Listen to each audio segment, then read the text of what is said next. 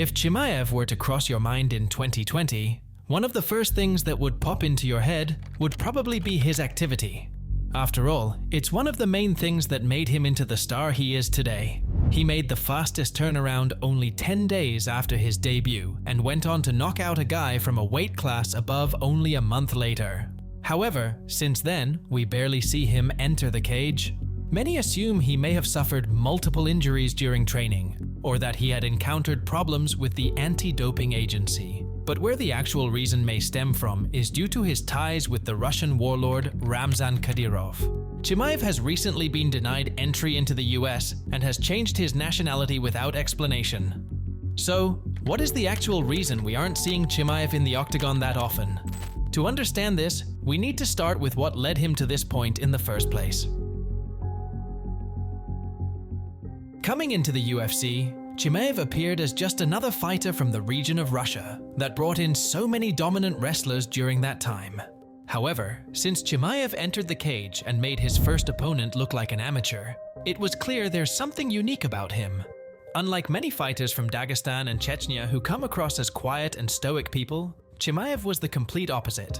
And despite his limited English, he wasted no time in trash-talking half of the roster. How many fights did you think you would have to have before you got to the title? I think now 2 more. 2 more now? Yeah. For which title though? Doesn't matter for me. No? We both guy. Maybe some the same day, both fights. Combine this with an extremely high and aggressive wrestling style, and you get a fighter fans can't wait to see fight again. And at the time, they really didn't have to wait for too long. Only 10 days after his debut, Chimaev accepted a fight on short notice in a weight class above and blitzed through his opponent as if he had never trained a day in his life. Is MMA just an easy sport for you? Of course it's easy for me. I'm born from this country. When I was a kid, right, it was war in my country. Like everybody knows Chechnya, say, like before how they was. And I like to fight in the cage and smash somebody. It's too easy. That's too easy. As you smash somebody, you get money, brother. It's perfect for me. He broke the record for the fastest consecutive wins in modern UFC history and left many talking about the Chechen that may take over the sport in no time. The guy's special. I've been in this game my whole life. I've never seen anything like him. He's special, he's different. He wants to fight again. So, you know, I've never been in a position where I'm like, who's next? How do we get him a fight? How do we get him over here? How do we do this? How do we do that? With only 2 fights for the organization and very bad English, he had managed to break into the mainstream media, something very few UFC fighters were capable of. After creating so much buzz around himself, he was back in the octagon only 7 weeks later to face Gerald Meerschaert once again in a weight class above. This time, he abandoned the wrestling and let everyone know he is a danger on his feet as well, and knocked him out with the very first punch he threw. Everybody say, "Yo, Khabib, number 2," something like that. But I'm Khamzat. I can knock out people, like submit the people, smash the people, everything. I have everything. We often hear from many fighters about fighting anyone, anywhere, anytime. But when push comes to shove and a late notice opportunity comes around, many of them won't actually live by those words. Chimaev was different though. After just 66 days into his UFC career, he was 3-0 with 3 flawless performances, being hit once, maybe twice in all of his fights. You know I'm driving the train. You're all about that train. Hey, what about when he made his debut and you had to tell me his name? You didn't. That was like 3 fights ago. 66 days ago. Well, technically, I guess it's like 68 now. But DC, what about these numbers? Total strikes: 124-2 against John Phillips in his debut, 68-0 against Reese McKee, and 4-0 against Gerald Meerschaert. He knocks Gerald Meerschaert out. Following his first year inside the organization and 3 quick finishes, people were already calling for him to fight a top 5 guy and get fast-tracked to the title. But this was where things started to get weird. Chimaev was scheduled to face Leon Edwards, but after contracting COVID was forced to pull out. And despite being a high-level athlete, Chimaev's COVID symptoms wouldn't go away, and he required surgery to treat them.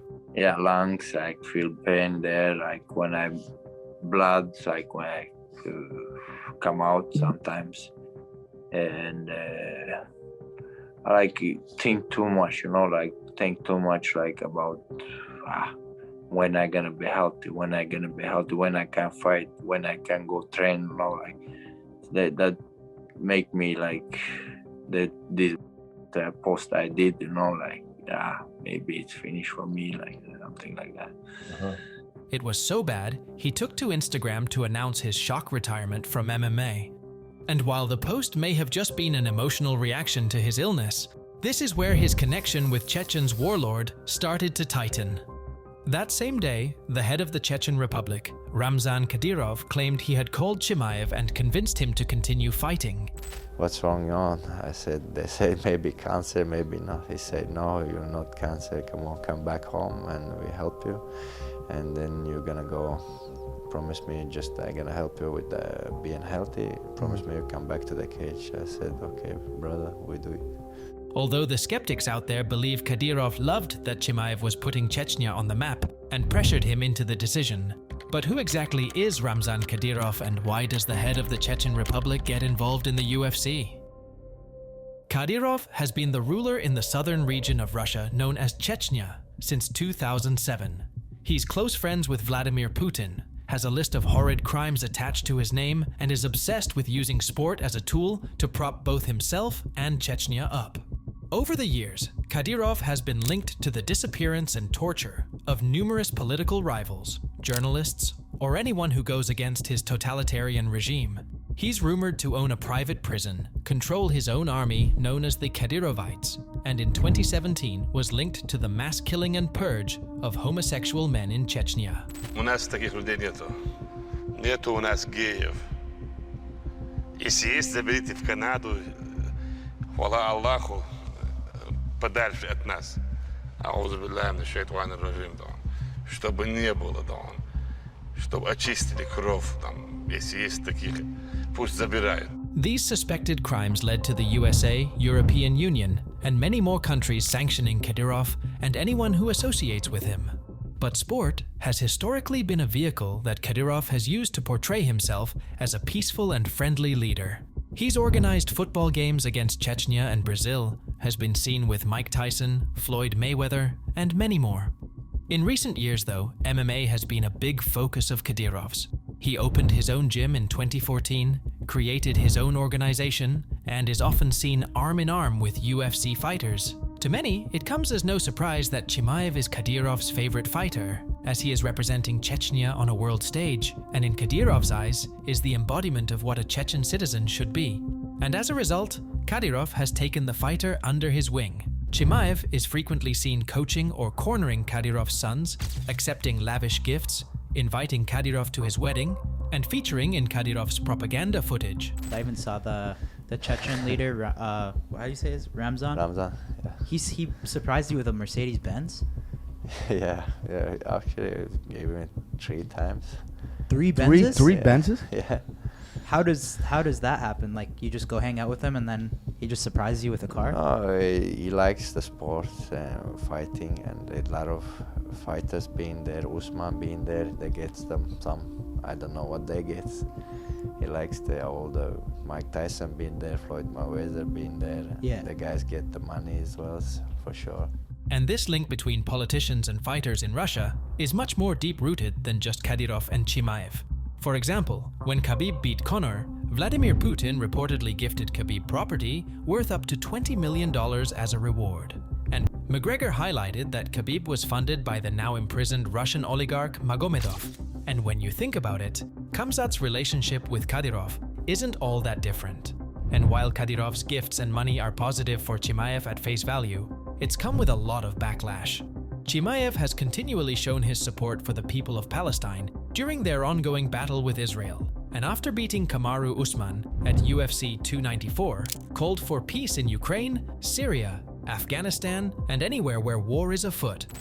I wasn't happy in the cage fight this week, or see the kids dying. It doesn't matter, whatever in the world, Ukraine and Syria, Afghanistan, Palestine, USA, doesn't matter. When kids die, it's hard, guys. I love the kids. Yet the incredible irony is that Kadyrov is an active participant in Russia's war on Ukraine, but Chimaev will still frequently be seen with him. In fact, Chimaev was even present with Kadyrov when he threatened to murder a 15-year boy on Instagram Live who mocked his regime. Я найду тебя, да, и мы посмотрим, да, кто из нас шайтан. Ты ночами не спать, да, сейчас завещание делать, если я умру, помогите моей семье, да. Я очень много шайтанов там уничтожал, да, и тебя тоже уничтожил. And who knows, maybe Chimaev feels forced to play ball with Kadyrov. After all, if the criminal leader of your area showers you in gifts, wines and dines you, in the interest of your safety, it may be wise to accept. Kadyrov, hur skulle du beskriva den relationen? Det skulle jag beskriva. Vänta. Vill du avbryta intervjun? Vadå? Vill du avbryta intervjun? Tack så mycket för intervjun. Because in the past, being Kadyrov's poster boy hasn't always worked. Before him, Kadyrov's favorite fighter was Abdul-Kerim Edilov. Edilov only fought once in the UFC. Instead, he moved to politics where he became Chechnya's second in command.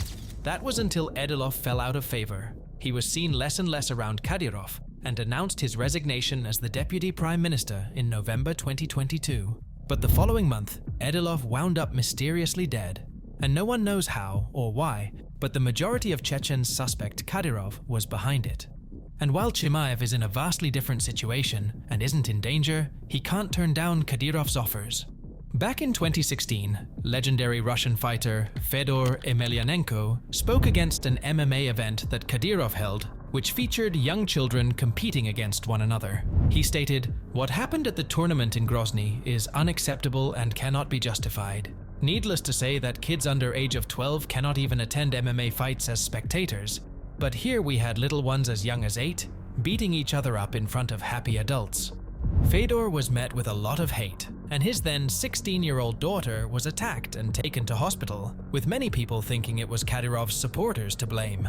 In short, Kadyrov is a frightening man. У нас сильное государство, ядерная держава. Если даже наше государство полностью разрушит, автоматически наши ядерные ракеты полетят там. И весь мир мы перевернем, знаешь, рака поставим. In fact, Chimaev's friendship to Kadyrov may be the reason why we don't see him in the octagon all that much anymore. Ever since Chimaev's link with Chechen politics began, his activity has dropped massively in the UFC. His first 3 UFC fights took place within just 66 days of each other. Now, his last 4 fights span over 900 days. And while of course you can't be fighting top-ranked guys every couple of months like Chimaev at the beginning of his UFC career, clearly something has happened behind the scenes. What has been the issue with keeping Khamzat busy? Is it been travel issues? Has it been his schedule? What's the issue with keeping Khamzat busy? Well, there's been issues in the past. Hopefully there's not issues now. Hopefully his hand's not broken, and hopefully we can do this title fight. He's gone from smashing everybody to rarely fighting and calling people out on Twitter instead. Some fans are claiming it's a combination of his long COVID symptoms plus the hand injuries and illnesses he suffered. But a very believable theory is that his ties to Kadyrov are preventing him from entering the USA. After all, Chimaev hasn't competed in the USA since he ragdolled Kevin Holland all the way back in September 2022. And looking at his social media, it's been some time since he's been in the country. The ongoing geopolitical tensions between the US and Russia have made it extremely difficult for Russian athletes to travel, and that's what Chimaev's team are claiming. But the true reason may be due to his ties with Kadyrov. So instead, Chimaev has been granted a visa for Abu Dhabi and is working on a citizenship in the UAE that would help him in being able to travel to America. But for now, Chimaev isn't able to access or fight in America, and it's hurting his career. The UFC don't want Chimaev as champion if he can't compete in the US. Which may be why, despite Dana White confirming the winner of Usman and Chimaev would be next in line for the belt, Chimaev is taking on Robert Whittaker in Saudi Arabia instead. And this cloud that looms over his career likely isn't going anywhere. He can't just up and leave from Kadyrov's side. The only silver lining is that as MMA becomes more popular in the Middle East, there will be more opportunities for Chimaev to get back to that guy who smashes someone every few weeks yet again.